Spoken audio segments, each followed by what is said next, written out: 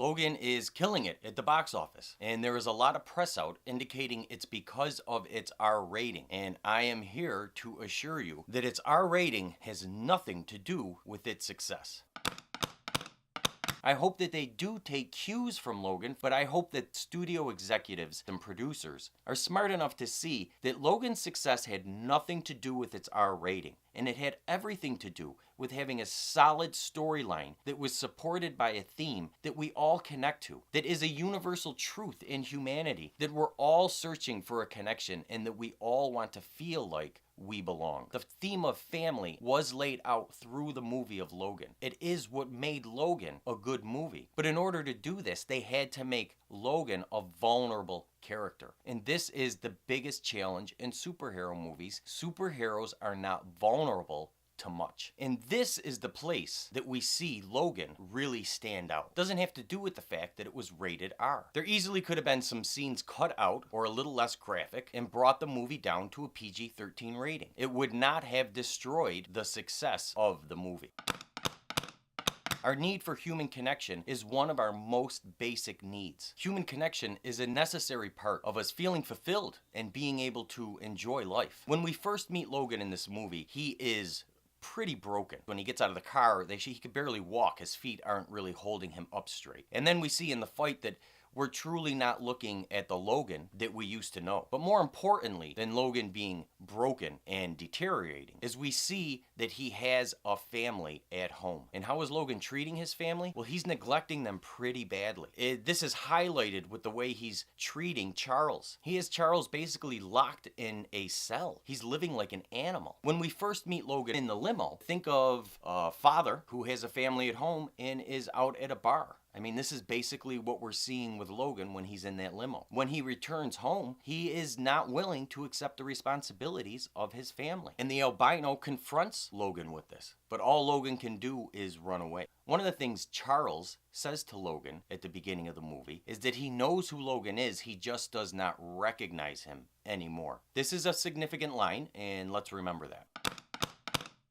When we meet Logan's daughter, we see that she has no family. We almost expect Logan to immediately take charge of the girl once he realizes that she is left alone. But he won't do it. And that's because Logan is having a very difficult time believing that he is any type of hero.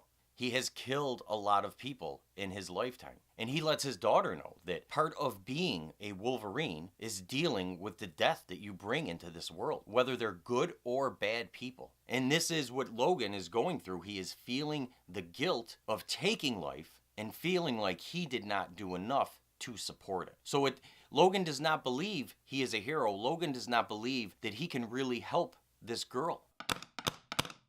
We then see Charles, Laura, and Logan on a road trip and get to see a lot of typical family dynamics play out that are kind of humorous, including Logan trying to discipline his daughter until they run into another family. And while they're visiting this family, we see Charles highlighting to Logan and trying to stress to him the importance of family and the happiness that we can find in life in family, a happiness that we can't really find anywhere else, a peaceful sort of joy. And we see that while Charles is in this family environment, he's able to speak lovingly and forgivingly to Logan, and he tries to deal with some of their past issues that they've had. Families stick by each other and they work at relationships. They're always there for each other. And we see this at this point with Charles. But this is the end of the line for Charles. And when Charles is killed, there's a moment when we don't recognize Logan, just like Charles mentions at the beginning of the movie.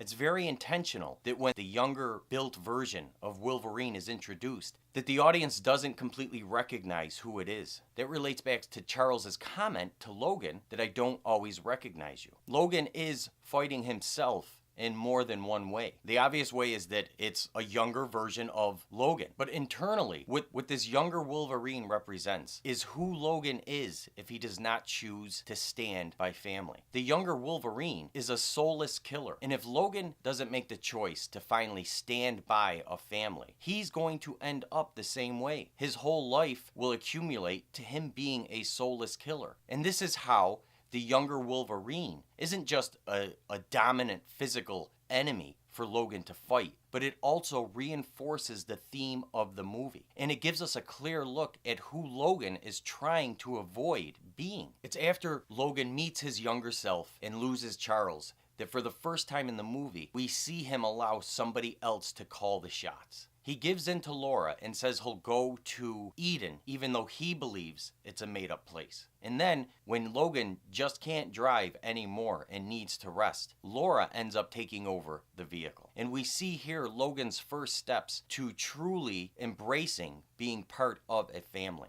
If you remember in the beginning of the movie, when Charles and the albino was giving Logan suggestions, he ignored all of them. He completely rejected anybody's thoughts about anything except for his own. This is a big shift for him when he allows Laura to call some of the shots and says, we'll go to Eden, even though I don't believe it's the correct thing to do. And once they get to Eden, we see again they're embraced by another family. This family nurtures Logan back to health. Then we see Logan make the decision that the money that he wanted, the money that's been motivating him through the whole film, is something he really doesn't want. In the beginning of the film, we see all Logan wants is to get on a ship with Charles and get away from people, get away from human connection. And now we see the complete opposite, that he seems to be making choices that will keep him connected to people. And then this is once again reinforced in the finale of the film. Logan is left with enough medicine so that he would be able to continue to live a while longer. Maybe a few months, maybe a year. He was only supposed to use a little bit of that medicine at a time. But instead of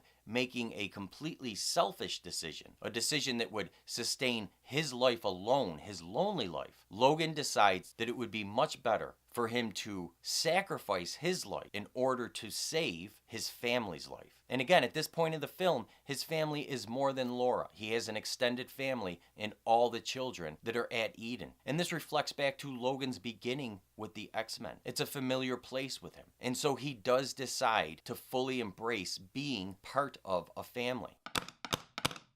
Logan could have even been a bit better if they just gave a little bit more attention to the relationship between Logan and Laura. The ending scene would have been even more emotional. It was difficult to feel Logan's real connection to this girl because they didn't really interact much throughout the movie. If we just could have seen her look at him as a father figure earlier on in the movie, that connection at the end would have been a lot more powerful. They made her so powerful throughout the movie and gave her such a badass attitude, which was great because it really reminded us of Logan, and it was fun to watch this badass attitude in this young girl. But if they could have just made her more vulnerable in a couple of spots, maybe when she was asking Logan to take her to Eden, and instead of just yelling at the top of her lungs going through that list of names, if she at that point had maybe shown some vulnerability, the ending scene would have been even more emotional. If studios want to continue to go to the superhero well and recycle these characters in different storylines, the secret to their success is going to be in finding ways